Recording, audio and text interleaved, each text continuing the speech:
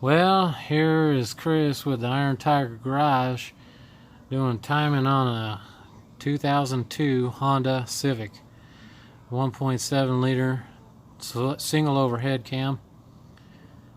This is the 4-cylinder, obviously 1.7 liter. So we got timing corrected. That sprocket was pointed down when it should have been pointed up, and then the key down here on the bottom is already lined up. You can see the arrow is pointed on that notch on the sprocket down here, so that's all good. But when I saw it, I did a top dead center, and that was lined up like that. So I was like, came up here, and that was right there. Let me get my finger and actually point to it. See, that was pointed down here. We know our timing is not going to be right if it's going downward, so I made sure to correct that issue. Had to loosen up all the valve train bolts to allow this to have less tension on it and move it freely. Of course, I'm going to use a torque wrench to torque those back to spec, so those will be all good time it's all back together. But what we're doing is we're getting a new water pump in there, because the weep hole decided the gasket in there, the seals that decided to give out, because you can't run water. We just got this unit and they're running just nothing but water, and you got to have coolant. You got to have an antifreeze coolant mixture 50-50. You don't have to buy the 50-50. You can get concentrate and mix it yourself and put it in there, but as long as you got antifreeze and coolant in there. Yep. So we're in time now. I got my two sensors right there, the crank and cam position sensors. So those will go back in. They don't look bad, and really, to tell you the truth, don't look bad at all. You check in there.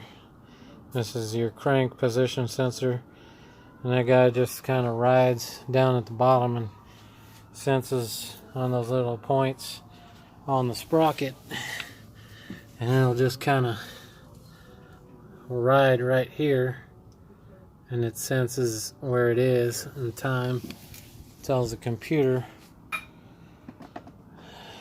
in tandem with the cam position sensor, the top dead sensor right here that goes up here on the top end, and that right there will tell the computer, and then those two kind of shake hands, I guess you'd say, to spark when it should. When number 1 and number 3 are up top, what position they're in, what stroke they're in, they'll spark when they need to. And then it'll go to 2 and 4, and then back and forth during the exhaust stroke, or during the intake, or it'll take in air, take in fuel, and then it'll compression stroke fires off. That's when the computer, those all will work together to fire it right on the top. And it does advancing on its own too, and just depends on how much you push on the gas, and it'll retard and it will advance the timing accordingly.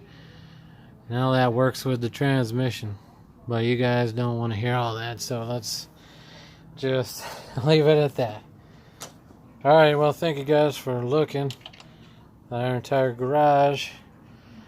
This video, we're actually dabbling into engines. I did this same thing on my 4.7 liter Toyota. Didn't get the video on that though. And I've done Saturn, the GM, so I've done Japanese and I've done GM. I haven't really messed around with the Ford timing, but it's really easy either way. Leave your comments below, questions. I'll try to answer in the comments below.